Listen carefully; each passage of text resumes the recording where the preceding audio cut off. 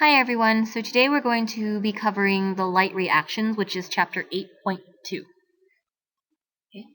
As the name suggests, the light reaction requires light. Okay, and we're just going to look at this photosynthesis equation one more time. You're going to be reminded that it's 6 carbon dioxides plus 6 water molecules in the presence of light, because light gives it the energy to occur, makes sugar and oxygen. So now light is a very, very important part of photosynthesis, obviously.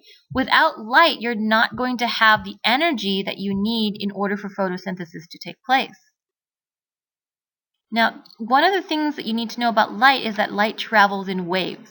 Okay, and by that I mean if you ever looked out into the ocean and you saw the water kind of bobbing up and down and moving up and down in little wave formations, that's how light travels. Okay. The white light that we see, the light from the sun that we actually see, is a mix of all the colors in what's called the visible spectrum. And that visible spectrum is all the colors that we can see with our own eyes.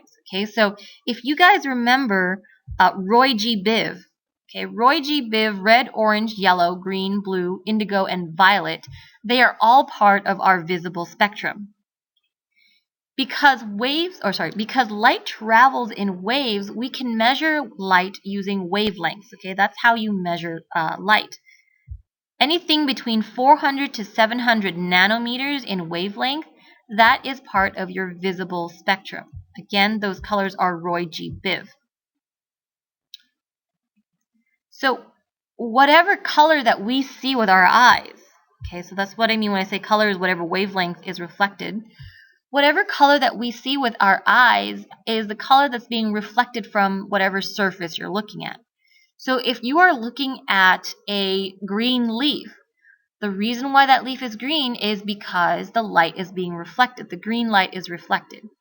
If you're looking at a red shirt, then the reason why that shirt is red is because it's reflecting red light. Okay?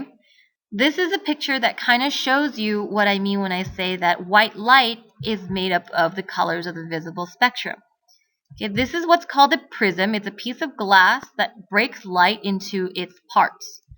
White light enters the prism, a rainbow exits the prism. Okay, it's the same idea if you put a diamond or a gemstone, a clear gemstone up to the light.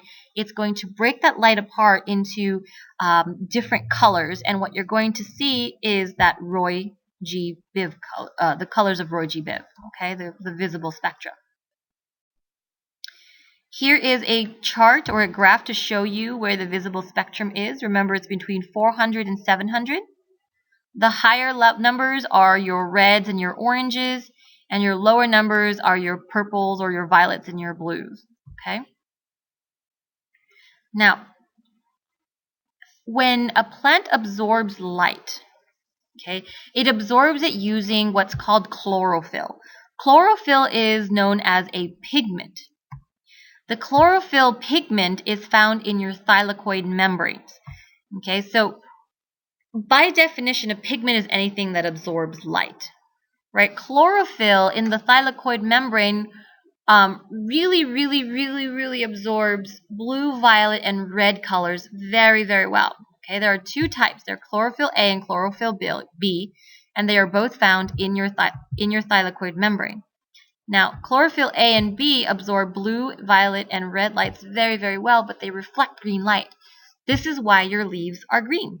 Okay, this is why those thylakoids they look like little green pancakes, because both chlorophyll A and chlorophyll B reflect green light. So looking again at this chart or this graph, you can see here that for chlorophyll A, which is the black line, that it absorbs a lot of the colors in the blue spectrum, and it also absorbs a lot of the color in the yellows and the orange and red spectrum, part of the spectrum.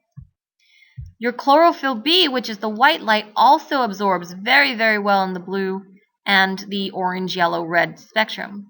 Notice that they both really suck at absorbing green light. Okay, this is why the green light's all reflected, and we see that leaves are green.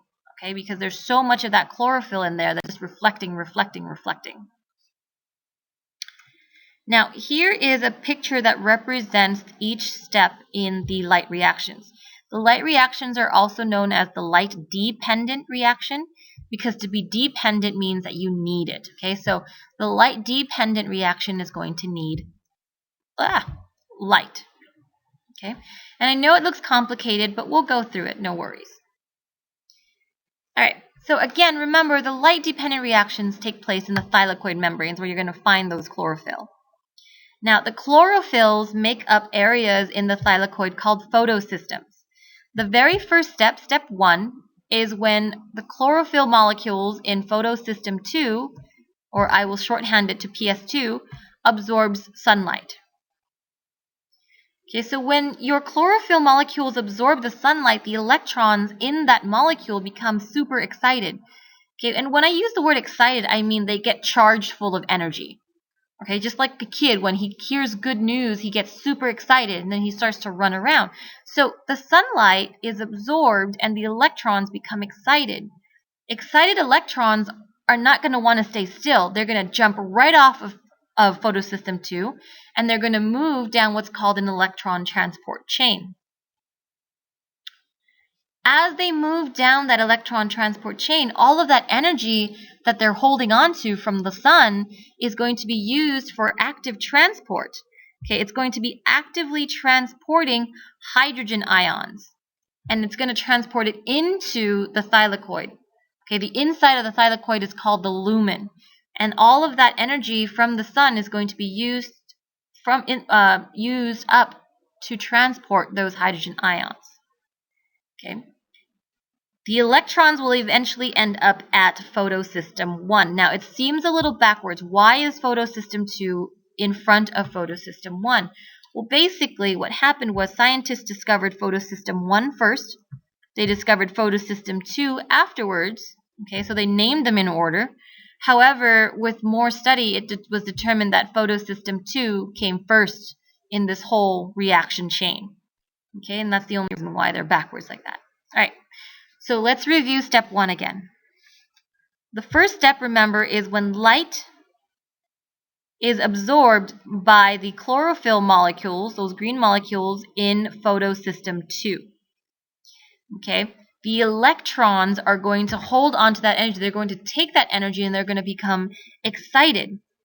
As they are excited, they are going to start to jump off of photosystem 2, off of PS2, and onto these proteins that make up the electron transport chain. So these 3 proteins, plastoquinone, cytochrome, and plastocyanin, are all part of the electron transport chain. You're not going to be responsible for knowing every single name. Okay? Now, again, step 1, light hits PS2, which is photosystem 2, excites the electrons, which then move down the electron transport chain. As they move down the chain, the energy that was absorbed by those electrons is going to use to actively pump or transport hydrogen ions into the thylakoid from the outside. Okay, so from the stroma into the thylakoid lumen. This is like the inside of the pancakes. Okay, that is step 2. Now, step 3, you have to replace those electrons somehow.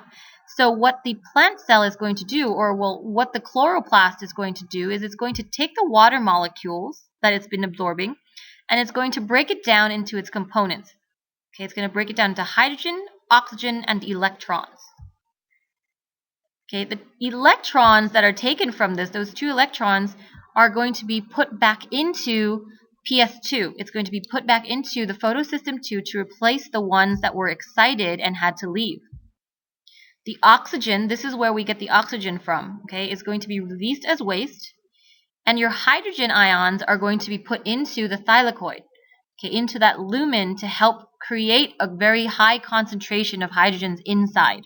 Okay, and this is going to be important for later. The 4th step is that the electrons that have left photosystem 2 are going to end up in photosystem 1. By this point, all of the energy in that electron has been used to actively pump hydrogen ions. So you're going to have to recharge that electron. Okay, so in your photosystem 1, more energy is going to be absorbed, and that is what helps to recharge the electrons that have arrived in photosystem 1. So again, step 3, water is split into its parts. You have oxygen, you have hydrogen, and then you have electrons. The oxygen gets released as gas. The hydrogen gets put into the lumen, which is the inside of the thylakoid, and the electrons go to replace the one that got excited and left PS2. Okay, so step 4, that electron that left here earlier in step 2, okay, the one that traveled down the electron transport chain, is going to end up here at photosystem 1 or PS1. That electron is going to need to be recharged. Okay, so PS1 is going to absorb more light in order to get that electron excited again.